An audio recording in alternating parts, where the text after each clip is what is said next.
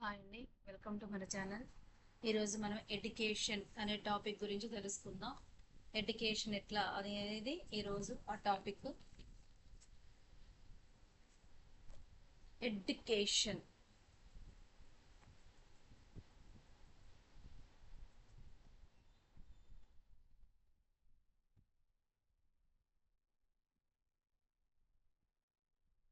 విద్య. విద్ విద్య అనే పదం విద్ అనే సంస్కృత పదం నుండి ఉద్భవించింది.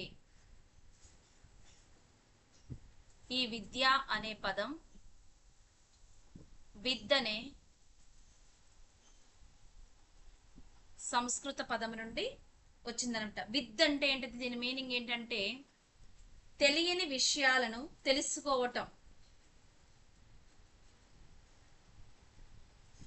తెలియని విషయాలు తెలియని విషయాలను తెలుసుకోవటమే విద్. తెలుసుకోవటం. అలాగే ఇంగ్లీష్లో దీన్ని ఎడ్యుకేషన్ అంటాం.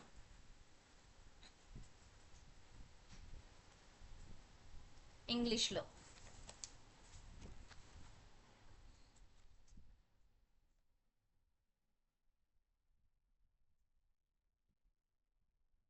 విద్య అనేది ఎడ్యుకేర్ మరియు ఎడ్యుసరీ అనే రెండు లాటిన్ పదాల నుండి వచ్చింది.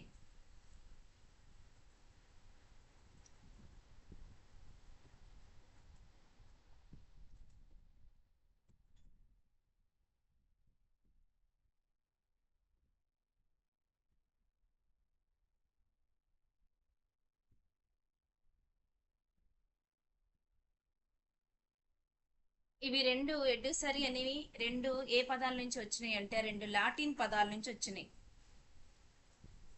ఎడ్యుకేషన్ అనేది ఆంగ్ల పదం,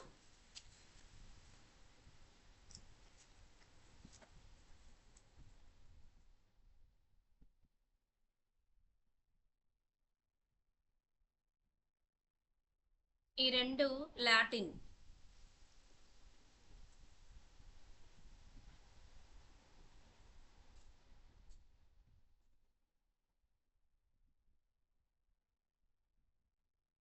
ఎడ్యుకేర్ అనగా మీనింగ్ ఏంటిదంటే పెంచటం.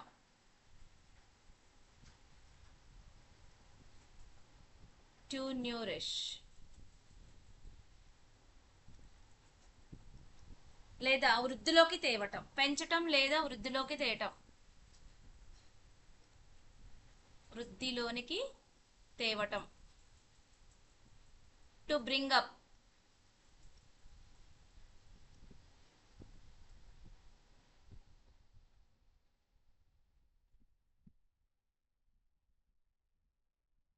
అంటే మనం ఏం చేయాలంటే పిల్లల్ని శిశువుని కొన్ని ఉద్దేశాల లక్ష్యాల ప్రకారం పెంచాలి లేదా అభివృద్ధి చేయాలి, దాని మీనింగ్ అనమాట. ఎడ్యుసరీ అంటే బయటకు తీసుకురావటం.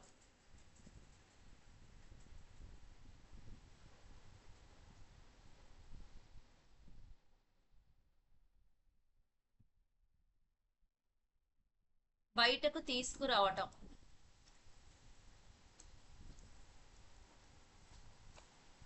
To draw out.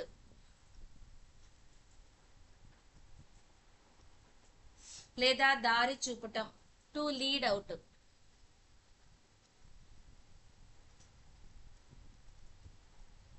To lead out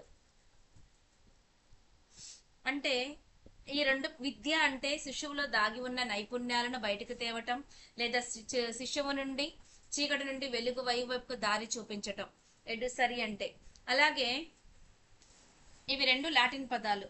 అంటే ఎడ్యుకేర్ ప్రకారం విద్య బాహ్యమైనది, ఎడ్యుసరీ అనేది ఇది. విద్య అనేది ఎలా ఉంటుందంటే దీని ప్రకారం ఎడ్యుకేర్ ప్రకారం విద్య అనేది బాహ్యమైనది, ఇది అంతర్గతమైనది. అంటే లోపల ఉన్నదాన్ని బయటకు తీసుకురావటం. అంటే అంతర్గతంలో ఏదైతే ఉందో దానికి ఉన్న తెలివితేటలు అవన్నీ ఎడ్యుసరీ ప్రకారం అంతర్గతమైనది, అంటే బయటకు తీసుకురావటం. అంటే ముందుగా నిర్ణయించిన ప్రమాణాల ప్రకారం శిశువుకు శిక్షణ ఇవ్వటం జరుగుతుంది.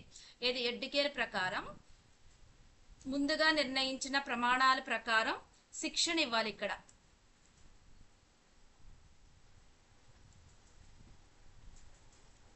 దీని ప్రకారం శిక్షణ ఇవ్వాలి. ఇక్కడ దాగి ఉన్న సామర్థ్యాన్ని వెలికి తీస్తే విద్య ఈ అణగారిన సామర్థ్యాలు తనలో ఉన్నాయని తెలుసుకునే అంతవరకు శిశువు అంధకారంలో నివసిస్తాడు అనమాట. అంటే దాగి ఉన్న సామర్థ్యాలు అంటే అంతవరకు తెలియని కూడా ఉంటాయి కదా వాళ్ళ పిల్లల్లో, దాన్ని బయటకు తీసే అంతవరకు వాడికి అర్థం కాదనమాట. అంటే దీనికి కూడా శిక్షణ ఇవ్వాలి. లోపల దాగి ఉన్న సామర్థ్యాలను వెలికి తీసేదే విద్య, అంతర్గతంగా అనమాట. అంటే తనలో ఏమున్నాయో కూడా పిల్లలకి కొంతమంది తెలియదు, కష్టపడతారు, మర్చిపోతా ఉంటారు. సో వాళ్ళల్లో ఇది చేస్తే ఇది ఇలా చెప్తే అని వాళ్ళల్లో లోపల ఏదైతే అంతర్గత దాగి ఉందో ఆ శక్తి సామర్థ్యాలు కూడా బయటకు తీసుకురావటమే సరి అని ఇక్కడ మీనింగ్ అనమాట. ఎడ్యుకేషన్ అంటే కొన్ని లాటిన్, ఇక్కడ మళ్ళీ ఎడ్యుకేషన్ అంటే లాటిన్ పదమైన ఎడ్యుకేటమ్,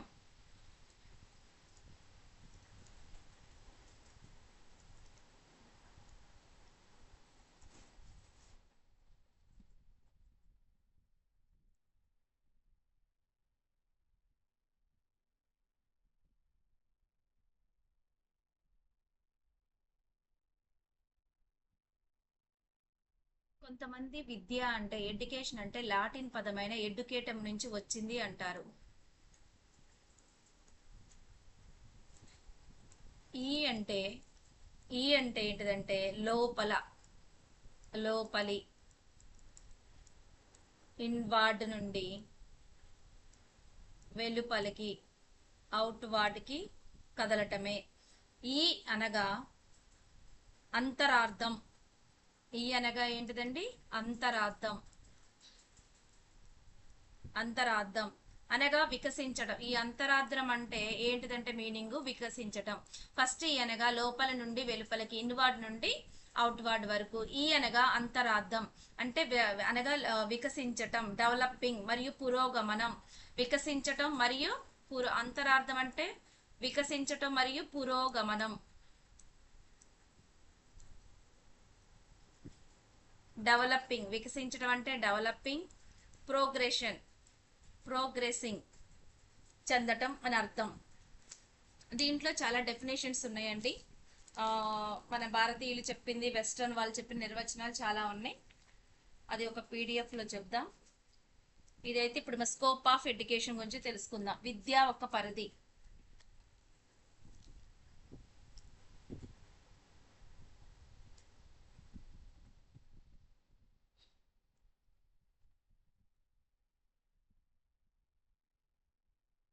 స్కోప్ ఆఫ్ ఎడ్యుకేషన్. విద్యకు పరిధి అనేది లేదు. విద్యకు ఏం లేదండి, పరిధి లేదు. నిరంతరం మనం నేర్చుకునేదేనండి. ప్రతి క్షణం నేర్చుకునేదే విద్య. దీనికంటూ ఎక్కడ ఎండింగ్ అనేది ఉండదు. ఎప్పుడు నిరంతరం అంటే ఇది అనంతమైనది. విద్య అనేది విస్తృతార్థం దృష్ట్యా విద్యా పరిధి అనేది అనంతమైనది, అద్వితీయమైనది, అనన్యమైనది, ఎల్లలేదని ఇలా ఎన్ని విశేషణాలైనా మనం వాడుకోవచ్చు. ఎందుకంటే జీవి మాతృగర్భంలో ఉన్నప్పటి నుంచి మరణించేంత వరకు నిరంతరం నేర్చుకుంటూనే ఉంటాడు అనమాట. అంటే విద్యా పరిధిని అనంతంగా అనిర్వచనీయంగా భావించవచ్చు. దీని పరిధి ఎలా ఉంటుందంటే అనంతంగా ఉంటుంది. అనంతంగా నిర్వచించటానికి వీలు లేనంతగా అనిర్వచనీయంగా ఉంటుంది. అలాగే మానవుడి జీవితంలో అనుభవంలోకి వచ్చే ప్రతిదీ విద్య. ఏదైనా మనం లెసన్ గానే తీసుకోవాలి. బాధ వచ్చింది అనుకోండి, దాని నుంచి మనం ఏం నేర్చుకుంటున్నాం అనే కానీ ఇది నాకు ఎందుకు వచ్చిందనే క్వశ్చన్ కన్నా ఆ బాధ నుంచి నేను ఏం నేర్చుకోవాలి, ఫెయిల్యూర్ నుంచి నేను ఏం నేర్చుకోవాలి. అందుకే పెద్దవాళ్ళు ప్రతిదీ మీరు డిప్రెషన్లోకి వెళ్ళకండి, దాన్ని పట్టుకొని మీరు దాన్ని లెసన్గా స్వీకరించండి. ప్రతిదీ మన జీవితంలోకి వచ్చేదాన్ని ఒక లెసన్గా యాక్సెప్ట్ చేయమని మన ఆధ్యాత్మికవేత్తలు చెప్తా ఉంటారనమాట. అంటే మన జీవితంలోకి వచ్చే అనుభవంలోకి వచ్చే ప్రతిదీ ఎలా ఉండాలి? విద్య. ఇది మన జీవితంలో జరిగే ప్రక్రియల ద్వారా, అనుభవాల ద్వారా జ్ఞానం, వైఖరులు, అలవాట్లు, సంస్కృతి, ప్రవర్తన ఇలా జీవన గమనంలో ప్రతిదీ విద్యే. మనకి అది ఇప్పుడు ఏదైనా సరే ఒక దుఃఖం నుంచి అయినా మనకు జ్ఞానం వస్తుంది, ఒక సంతోషం నుంచి అయినా సరే, ఒక ఫెయిల్యూర్ నుంచైనా మనం అది నేర్చుకుంటాం. ఒక ఏదైనా ఒకటి పడిపోయినా కూడా మనం ఇలా జరిగింది కాబట్టి నేను ఇలా అయిను అని ఒక ఒక దాని నుంచి మనం ఇంకోటి నేర్చుకోవటమే, దానికి నేర్చుకోవడానికి నిరంతరంగా ఉంటుంది కానీ దానికంటే ఎక్కడ ఫుల్ స్టాప్ ఉండదన్నమాట.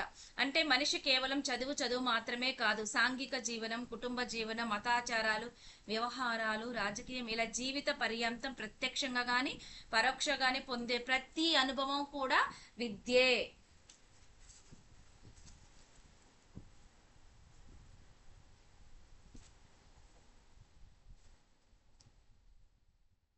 విద్యా జీవితం అంటే విద్యా పరిధి ఎలా ఉంటుందంటే అనంతంగా అనిర్వచనీయంగా విశాలమైనది. ఈ విద్యా పరిధి ఎలా అంటే విశాలమైనది, విశ్వమంత విశాలమైనది, మానవ చరిత్రలో అంత విస్తృతమైనది. మానవ చరిత్ర అంతా ఎలాంటిదంట? విస్తృతమైనది.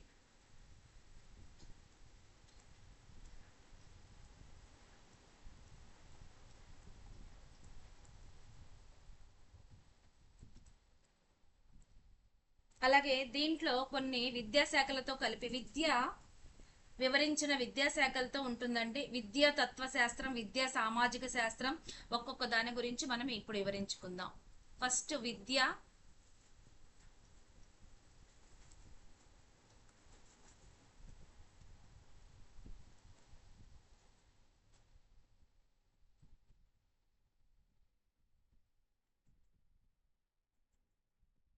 Educational philosophy.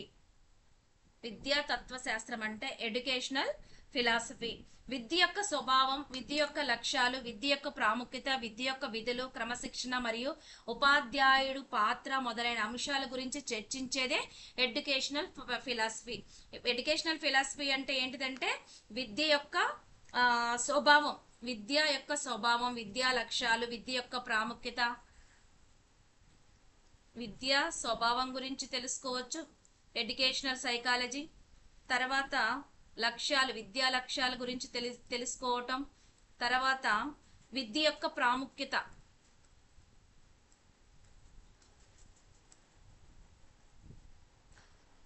విధులు, విద్య యొక్క విధులు,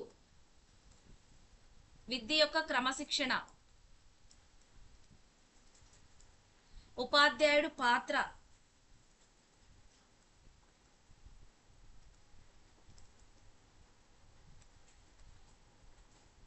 వీటన్నిటి గురించి వివరించేదే విద్యా తత్వశాస్త్రము, ఎడ్యుకేషనల్ ఫిలాసఫీ. నెక్స్ట్ విద్యా సామాజిక శాస్త్రం, ఎడ్యుకేషనల్ సోషియాలజీ.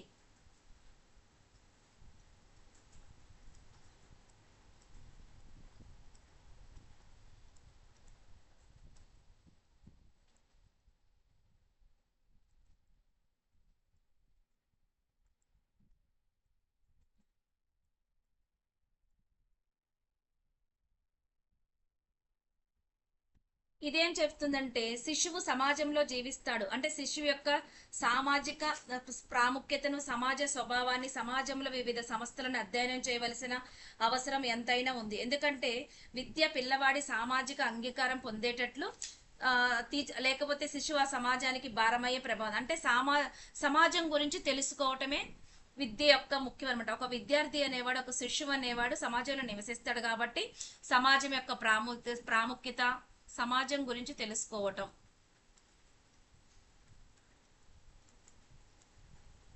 అంటే ఏం తెలుసుకుంటాడు? సమాజం యొక్క ప్రాముఖ్యత, దాని యొక్క స్వభావం,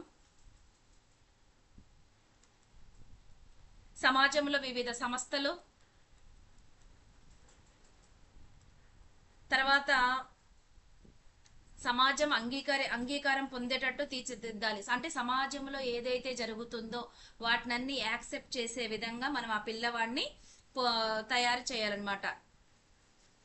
నెక్స్ట్ విద్యా మనోవిజ్ఞాన శాస్త్రం.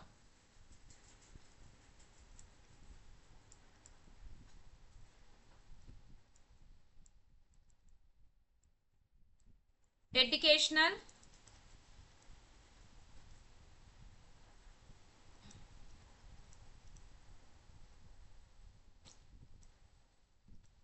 Psychology, educational psychology.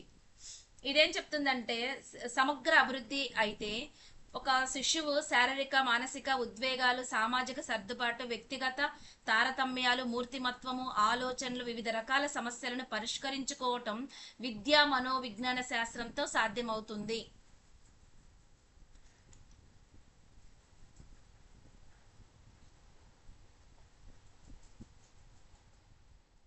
శారీరకంగా అలాగే మానసిక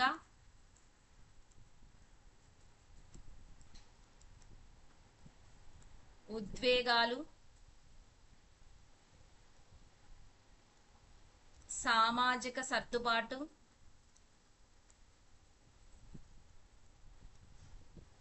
వ్యక్తిగత తారతమ్యాలు, మనం చదివే సైకాలజీలో అన్నమాట. అలాగే మూర్తిమత్వము,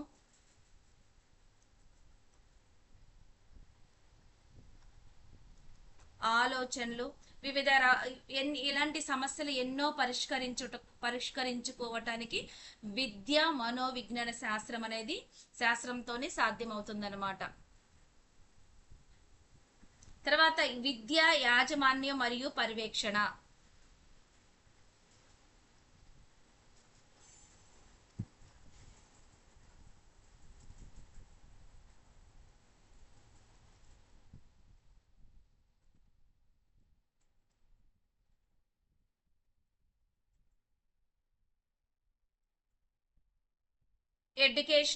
administrational and supervisions. Administration and supervisions అంటే సమాజ అభివృద్ధి పాఠశాల ద్వారానే జరుగుతుంది. కాబట్టి పాఠశాల యజమాన్యం సరియైన పర్యవేక్షణ ద్వారా విద్యార్థులకు అవసరమైన అభ్యాసన పరిస్థితులను కల్పించాల్సిన ఆవశ్యకత ఎంతైనా ఉంటుంది. అంటే పర్యవేక్షణ అనేది ఎలా ఉండాలి? నిరంతరం ప్రక్రియంగా ఉండాలి. అంటే యజమాన్యం అనేది ఎలా ఉండాలి? విద్యార్థి నిరంతరం పర్యవేక్షిస్తూ ఉండాలి. అంటే ఒక సమాజ అభివృద్ధి దేని ద్వారా జరుగుతుందని చెప్పారు వీళ్ళు? సమాజ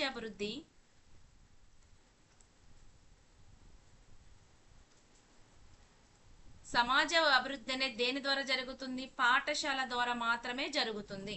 మరి పాఠశాల యజమాన్యం ఎలా ఉండాలి? పాఠశాల యజమాన్యం అనేది విద్యార్థులకు అవసరమైన అభ్యాసన పరిస్థితులను కల్పిస్తూ ఆవశ్యకతమైన అంటే విద్యార్థికి ఎలాంటివి ఉండాలి? అవసరమైన పరిస్థితులు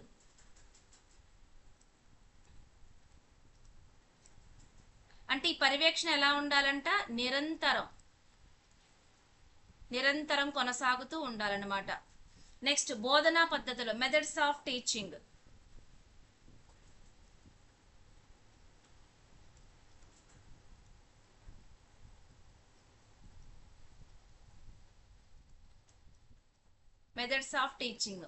ఇది ఎలా ఉండాలి అంటే విద్య సక్రమైన బోధనా పద్ధతుల ద్వారా మాత్రమే జరుగుతుంది. బోధనా పద్ధతిని సరైన ఉపాధ్యాయుల ద్వారానే సాధించగలుగుతారు. అవును, బోధనా పద్ధతులు సరియైన ఉపాధ్యాయుల ద్వారానే.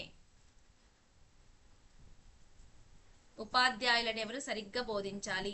అలాగే సక్రమైన కళాశాలల ద్వారానే ఈ ఉపాధ్యాయులు ఎలా తయారవుతారు? మంచి కళాశాలల ద్వారానే తయారవుతారు. కాబట్టి నేటి విద్యా విధానంలో విద్యార్థికి అనుకూలమైన పద్ధతిలో విద్యా బోధన జరగాలి. ఏం చెప్తుందంటే విద్యార్థికి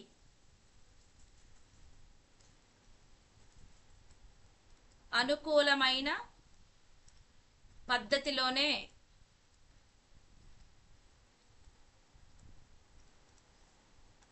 విద్యా బోధన జరగాలి. నెక్స్ట్ విద్యా సమస్యలు.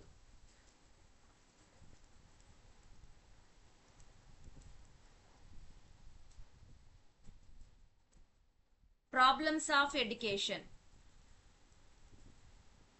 ఇక్కడ విద్య అంటే బోధనకు సంబంధించింది కావచ్చు, యాజమాన్యం వలన కావచ్చు, లేదా మరి ఏదైనా కావచ్చు. అయితే ఏ విధంగా పరిష్కరించాలి అనేది ఇక్కడ ప్రధాన సమస్య.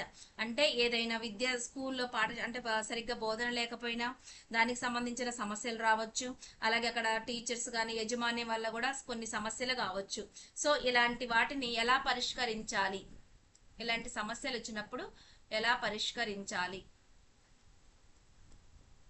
అలాగే విద్యా చరిత్ర, హిస్టరీ ఆఫ్ ఎడ్యుకేషన్.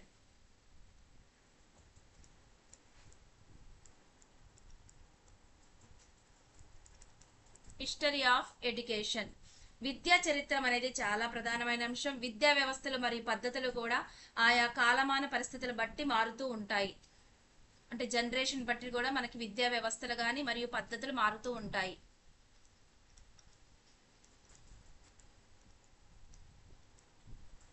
పద్ధతులు అంటే కాలమాన పద్ధతుల నుంచి ఇవి చేంజ్ అవుతాయి అన్నమాట. సాంకేతిక పరిజ్ఞానం, టెక్నాలజీ ఆఫ్ ఎడ్యుకేషన్. సాంకేతిక పరిజ్ఞానం, టెక్నాలజీ ఆఫ్ ఎడ్యుకేషన్.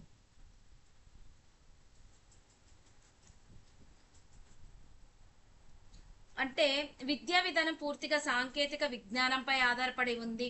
సంసిద్ధత, ప్రజ్ఞ, ప్రేరణ, అభిరుచులు, వైఖరి దృష్టిలో ఉంచుకొని వివిధ రకాలైన సాంకేతిక విజ్ఞాన పద్ధతులను తరగతిలో ఉపయోగించవలసిన అవసరం ఉంది. అందువల్ల విద్యా శిక్షకులు అంటే ఉపాధ్యాయులు ఎవరైతే ఉపాధ్యాయులు కానీ ఎవరైనా కంపల్సరిగా సాంకేతిక విజ్ఞాన పద్ధతులను నేర్చుకోవలసిన అవసరం ఎంతో ఉంది. అంటే శిశువును సంసిద్ధత తయారు చేయటం,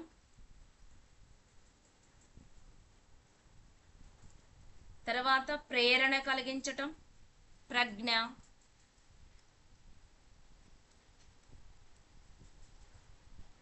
ప్రేరణ, అభిరుచులు, వైఖరులు, అలాగే ఇంకా వారికి అవసరమైన ఏదైనా దృష్టిలో ఉంచుకొని ఆ విధంగా ఆ విధంగా ఉపాధ్యాయులను మనం సాంకేతిక పరిజ్ఞానం ఉండే విధంగా మార్పును బట్టి ఉపాధ్యాయులు కూడా విద్యా శిక్షలు కూడా నేర్చుకోవాలి. అలాగే విద్యా ఆర్థిక శాస్త్రం, ఎకనామిక్స్ ఆఫ్ ఎడ్యుకేషన్.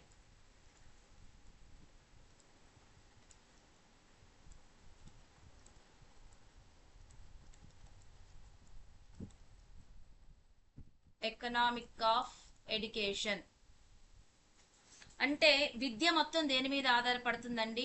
డబ్బు, ఖర్చుల మీద ఆధారపడుతుంది. ప్రతి పైసా పెట్టుబడి కింద మనం నేర్చుకోవాలంటే ప్రతిదీ మనం పెట్టుబడితోనే ఉండాలి. కాబట్టి విద్య చేసే ఖర్చు అత్యుత్తమ ఫలితాలను ఇవ్వాలి. కేంద్ర రాష్ట్ర ప్రభుత్వాలు విద్యపై అధిక మొత్తంలో ఖర్చు చేస్తున్నాయి.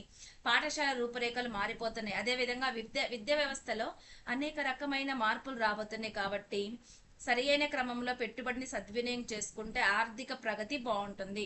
అంటే మంచి పెట్టుబడి పెడితే ఆర్థికంగా ప్రగతి బాగుంటుంది.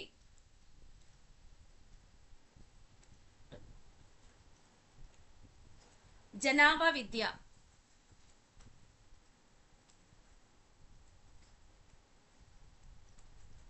Population of education. ప్రపంచ ఇది కూడా నిరంతరం పెరుగుతూనే ఉంటుంది. జనాభా కూడా నిరంతరం పెరుగుతుంది.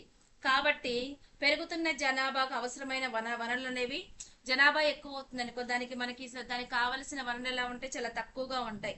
జనాభా పెరుగుదల వల్ల జరిగే నష్టాల గురించి తెలియజేయాల్సిన అవసరం ఎంతైనా ఉంది. జనాభా ఎక్కువ పెరిగితే దాని వల్ల జరిగే అంటే ఎడ్యుకేషన్ అంటే వాళ్ళకి తెలవాలి. అంటే ఎక్కువ జనాభా పెరిగితే మనకు కావలసినవన్నీ చాలా తక్కువగా ఉంటాయి అనేది జ్ఞానం, ఎడ్యుకేషన్. అది విద్యావంతులకు మాత్రమే అర్థమవుతుంది. ఈ విధంగా ఈ పరిజ్ఞానాలన్నీ మనం తెలుసుకొని ఉండాలన్నమాట. ప్రతి దాంట్లో ఇది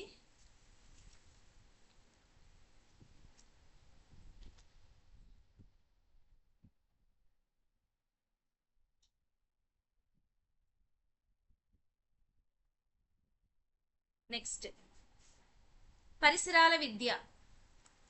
మన చుట్టుపక్కల ఉన్న పరిసరాలకు కూడా మనకి కొంచెం అవగాహన ఉండాలి. Environmental of education. మనిషి పరిసరాలు విచ్చలవిడిగా వినియోగిస్తుండే తర్వాత తద్వారా కాలుష్యం, అది వాయు కాలుష్యం, జల, ధ్వని, ఇలాంటి కాలుష్యాలన్నీ మనకి అవగాహన ఉన్నప్పుడు మాత్రమే వీటి గురించి మనం అరికట్టగలుగుతాం.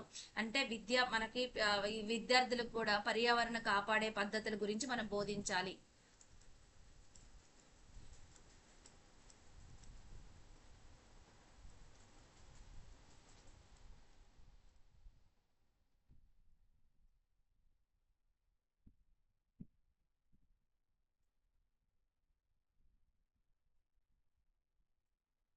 బోధించాలన్నమాట. ఇలాంటివి స్కోప్ ఆఫ్ ఎడ్యుకేషన్ లో ఇలా ఇవన్నీ ఉన్నాయండి. విద్య జీవితం అగుట, విద్యా పరిధి విశాలమైనది, విద్య అనేది విశ్వం అంతా విశాలమైనది, మానవ చరిత్ర అంత విస్తృతమైనది. అటువంటి విద్యా ప్రక్రియ క్రింది వివరించిన విద్యాశాఖలతో కలిపి ఉంటుంది. మన విద్యాశాఖ అంతా ఎలా ఉంటుందంటే, విద్యా తత్వశాస్త్రంగా ఎడ్యుకేషనల్ ఫిలాసఫీ గురించి మనం చదువుకోవాలి, విద్యా సామాజిక శాస్త్రం, ఎడ్యుకేషనల్ సోషియాలజీ, విద్యా మనోవిజ్ఞాన శాస్త్రం, విద్యా యాజమాన్యం మరియు పర్యవేక్షణ, బోధనా పద్ధతులు, విద్యా సమస్యలు, విద్యా చరిత్ర, ఈ విద్య సాంకేతిక విజ్ఞానం, విద్య ఆర్థిక శాస్త్రం, జనాభా విద్య, పరిసరాల విద్య, ఈ 11 ఇవి ఉన్నాయి. తర్వాత వివిధ విద్యా రకరకాలు అంటే టైప్స్ ఆఫ్ ఎడ్యుకేషన్. తర్వాత అనదర్ క్లాసిఫికేషన్, మళ్ళీ ఈ విద్యని మళ్ళీ అనేక రకాలుగా వర్గీకరించటం.